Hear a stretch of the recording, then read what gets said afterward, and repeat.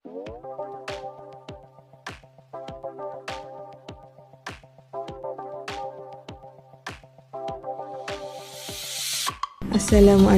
saya Nabiha binti Wan Umar akan meneruskan pembentangan ini kepada fasa storyboard yang seterusnya.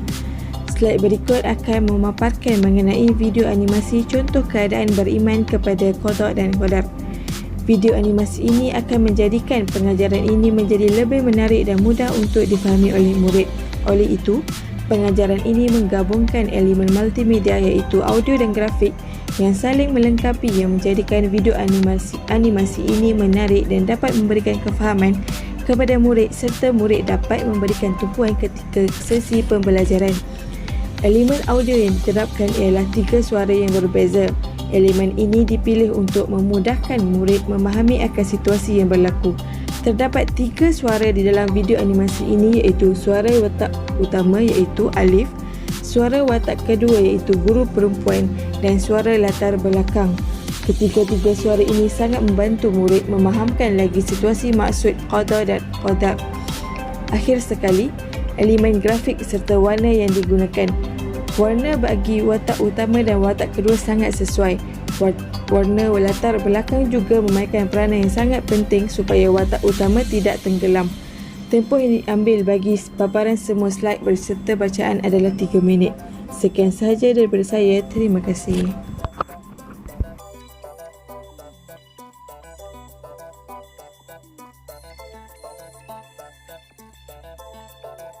Assalamualaikum, saya Nur Zainatul Arhila binti Sahar akan meneruskan pembentangan ini kepada fasa storyboard yang seterusnya. Slide ini akan memaparkan paparan peta buih berganda dan peta tipi. Maklumat yang ingin diketengahkan di dalam slide ini adalah mengenai pengertian kodok dan kodar dari sudut bahasa, istilah berserta contoh dengan menggunakan platform peta buih berganda dan analogi kodok dan kadar dengan menggunakan peta tipi. Dengan menggunakan kedua-dua peta ini, pengajaran ini akan menggabungkan elemen teks dan grafik.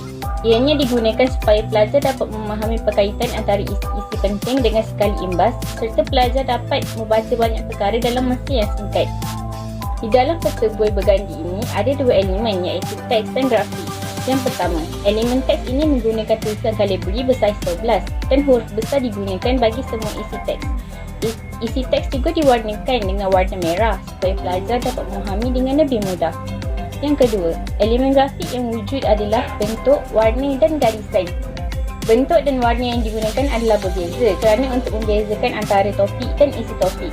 Garisan yang berwarna hitam digunakan supaya pelajar dapat membuat perkaitan antara topik dan isi serta mudah untuk menumpukan perhatian. Yang kedua, peta tipi pula mempunyai 2 elemen yang sama iaitu teks dan grafik. Elemen teks yang digunakan iaitu tulisan kalibri bersaiz 12 dan huruf besar digunakan bagi semua isi teks. Yang kedua, elemen grafik yang wujud dalam peta ini adalah bentuk, garisan dan warna. Bentuk bukit wujud untuk membuat perbezaan antara isi sebelum dan selepasnya dan membuat perkaitan antara isi yang berada di atas garisan dan di bawah garisan. Warna untuk garisan adalah berwarna hitam. Ini digunakan supaya murid memahami konsep analogi dengan lebih pantas. Sekian sahaja daripada saya. Terima kasih.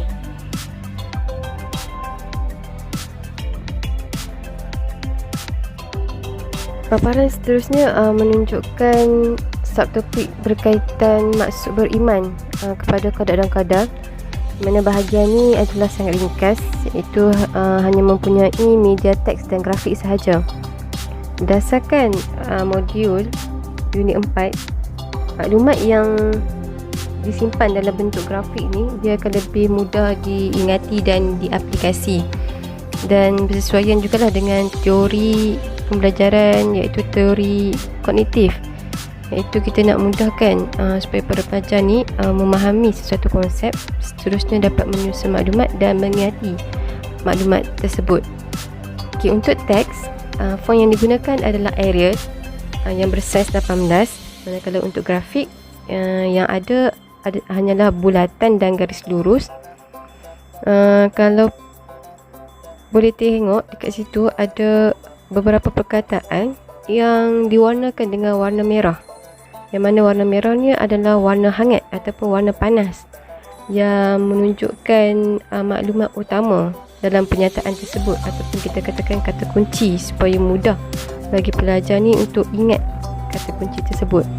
Kemudian untuk animasi, untuk slide kita gunakan push, untuk bulatan dan garisan kita gunakan wipe, dan untuk teks kita gunakan animasi appear. Tempoh masa yang dianggarkan untuk bahagian ini adalah 2 minit. Assalamualaikum warahmatullahi wabarakatuh. Saya Abdul Hakim bin Talib akan meneruskan pembentangan ini kepada fasa storyboard yang seterusnya. Slide berikut akan memaparkan mengenai dalil nakli kewajipan beriman kepada qada dan qadar. Maklumat yang ingin diketengahkan adalah cara bacaan dalil nakli tersebut dan maksudnya. Oleh itu, pengejaran ini akan menggabungkan penerapan elemen multimedia teks, audio dan grafik yang saling melengkapi supaya menarik minat pelajar untuk memberi tumpuan dalam pembelajaran dan memudahkan mereka untuk mengingati dan memahami dalil tersebut.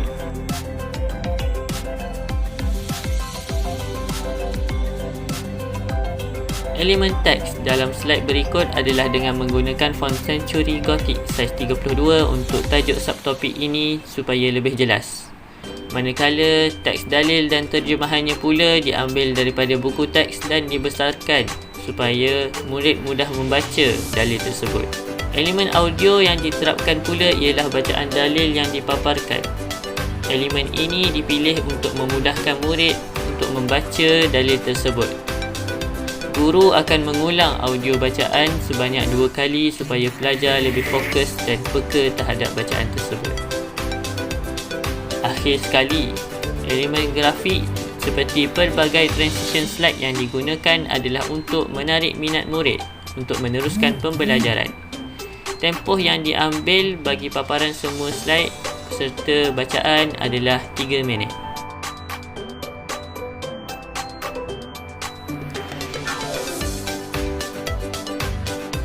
Fasa kelima, storyboard. Paparan ini menunjukkan 2 komik pendek yang menunjukkan situasi bagi qada mubram dan qada muallaq. Maklumat yang diketengahkan ialah perbezaan qada mubram dan muallaq dengan menilai situasi yang diberi pada komik tersebut. Persembahan menggabungkan penerapan elemen multimedia yang dipersembahkan saling melengkapi antara teks, animasi dan grafik. Kandungan yang dibentangkan ini berdasarkan DSKP tingkatan 3 Pendidikan Islam dan juga buku teks Pendidikan Islam bidang akhlak. Tempoh masa untuk pembentangan 2 komik strip ini adalah 5 minit bagi setiap komik.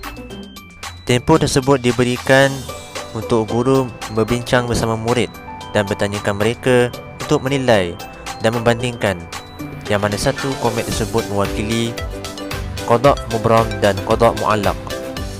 Teks yang digunakan ialah Franqua 1 bersaiz 12 yang ia merupakan penulisan guru bagi menerangkan jalan cerita komik tersebut secara ringkas, dan teks ini diaplikasikan dalam penulisan dialog pada kedua-dua komik. Animasi yang digunakan antaranya ialah transisi slide iaitu drip berdurasi 2 saat dan juga transisi pada 2 gambar komik ini iaitu bounce berdurasi 2 saat juga. Hal ini untuk menarikkan lagi minat murid untuk melihat slide. Seterusnya ialah persembahan grafik di mana terdapat watak kartun yang berbeza pada setiap komik, dan teks juga diletakkan dalam lakaran yang berbentuk segi 4 tepat menunjukkan alur cerita, dan gambar dihasilkan melalui website storyboard.net. Jika kita lihat, fasa ini lebih merujuk kepada fasa perbandingan yang mana murid akan cuba mengaplikasi pengetahuan mereka untuk membandingkan antara qada muallaq dan qada mubram. Inilah yang sejajar dengan teori kognitif